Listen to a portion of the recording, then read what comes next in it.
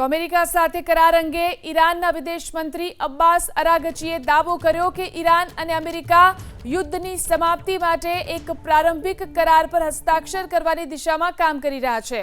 આશા છે કે આગામી થોડા દિવસોમાં કરાર પર હસ્તાક્ષર થઈ જશે। જો કે તેમણે સ્પષ્ટતા કરી કે કરાર પર ક્યારે અને ક્યાં હસ્તાક્ષર થશે। આ પહેલા ટ્રમ્પે દાવો કર્યો હતો કે અમેરિકા ઈરાન સાથે યુદ્ધ સમાપ્ત કરવા માટે કરાર પર હસ્તાક્ષર કરવાની નજીક છે અને આગામી દિવસોમાં કરાર પર હસ્તાક્ષર કરવામાં આવશે।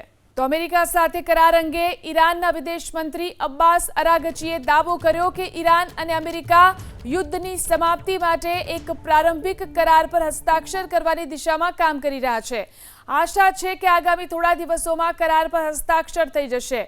જો કે તેમણે સ્પષ્ટતા કરી કે કરાર પર ક્યારે અને ક્યાં હસ્તાક્ષર થશે।